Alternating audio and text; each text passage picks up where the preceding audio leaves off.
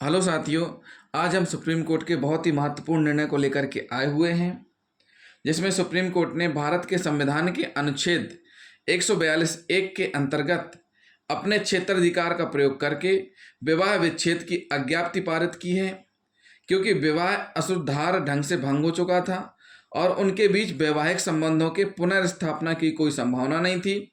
यद्यपि यह आधार हिंदू विवाह अधिनियम में कथित नहीं है, फिर भी माननीय सुप्रीम कोर्ट ने संविधान के अनुच्छेद 142 सब क्लोज 1 के अंतर्गत जो क्षेत्राधिकार है, जो शक्तियां प्राप्त हैं माननीय सुप्रीम कोर्ट को, उन शक्तियों का प्रयोग करते हुए विवाह विच्छेद को अज्ञप्ति दी है।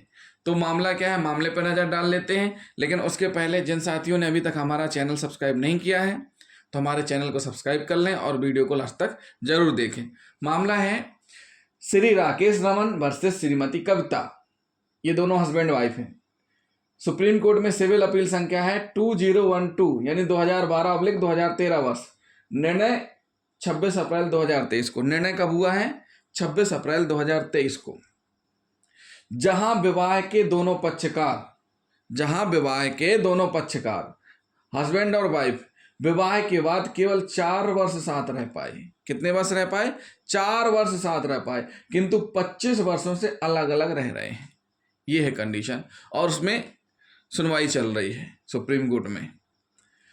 तुम जो सुप्रीम कोर्ट ने माननीय न्यायालय ने जो निर्णय दिए हैं उनको हम आपको बता देते हैं। माननीय न्यायालय ने माना है कि लंबी अवधि तक अलगाव और सहवास की अनुपस्थिति तथा सभी अर्थपूर्ण बंधनों का पूर्णता भंग हो जाना और दोनों पक्षों के बीच में विद्यमान कड़वाहट को स्वयं ही हिंदू विवाह अधिनियम 1955 की धारा 13 सब क्लॉज 1 का के अंतर्गत क्रूरता है। क्या कहा है कि अगर दोनों के बीच में कड़वाहट विद्यमान है तो स्वयं ही वह क्रूरता माना है। जहां की विवाह के दोनों पक्षकार जिनका विवाह दिल्ली में हिंदू रीति रिवाज से 16/4/1994 को संपन्न हुआ था, विवाह के बाद मुश्किल से 4 वर्ष तक एक दूसरे के साथ रहे हैं। दोनों हस्बैंड वाइफ मुश्किल से 4 वर्ष तक एक दूसरे के साथ रहे हैं। कोई संतान नहीं है, वैवाहिक बंधन पूर्णतः भंग हो चुका है। इन दोनों की कोई संतान नहीं है, वैवाहिक बंधन पूर्णतः भंग हो चुका है। दाम्पत्य जीवन पुनर्स्थापित होने की कोई संभावना नहीं है। वहां ऐसा संबंध अवश्य ही समाप्त हो जाना चाहिए। मतलब जहां पर फिर से साथ रहने की, पति पत्नी के रूप में निवास करने की या उनके बीच ऐसे संबंध स्थापित करने की कोई संभावना नहीं है, उस स्थिति में ऐसा संबंध अवश्य समाप्त हो जाना चाहिए। इस प्रकार के संबंध से दोनों पक्षों में क्रूरता कारित हो रही है।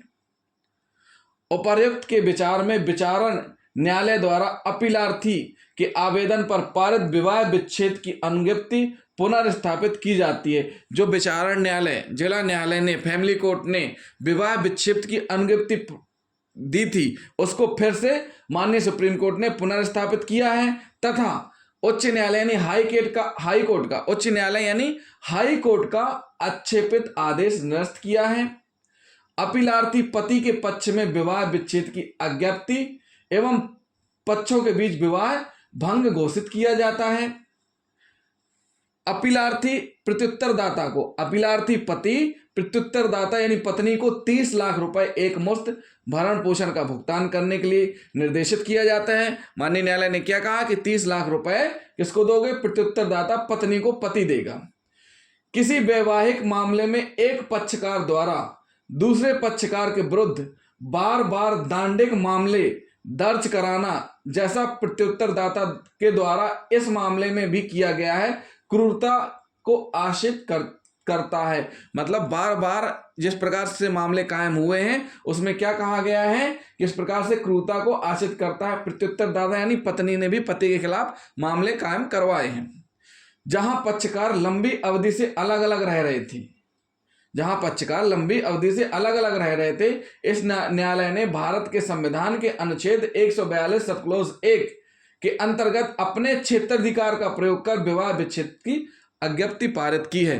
तो साथियों, ये हुआ है तलाक का एक मामला जो मामले सुप्रीम कोर्ट से निपटा है, जिसमें माननीय न्यायालय ने कहा है कि जो मुश्किल से 4 वर्ष रहे हैं और 25 वर्ष से अलग रह रहे हैं, इनको कोई संतान नहीं है और भविष्य में साथ में आने की कोई संभावना नहीं है, ऐसी स्थिति में ऐसे संबंध अवश्य समाप्त होने चाहिए और विवाह विच्छेद को अज्ञप्ति की है। अपीलार्थी पति की आक्षेपित अपीलार्थी पति की सिविल अपील को स्वीकार किया गया है और विवाह विच्छेद की अज्ञप्ति प्रदान की गई है। तो ये रहा साथियों आज का बहुत ही महत्वपूर्ण निर्णय। तो जिन साथियों ने अभी तक हमारा चैनल सब्सक्राइब नहीं किया है तो हमारे चैनल को सब्सक्राइब कर लें। अगले वीडियो में हम फिर से एक मामला लेकर के आएंगे जो कि नवीन कोहली बनाम नील कोहली का है। सुप्रीम कोर्ट ने बहुत ही महत्वपूर्ण इसमें निर्णय दिए हैं विवाह विच्छेद से संबंधित। तो जिन साथियों ने अभी तक हमारा चैनल सब्सक्राइब नहीं किया है तो चैनल को सब्सक्राइब जरूर कर लें। थैंक यू दोस्तों।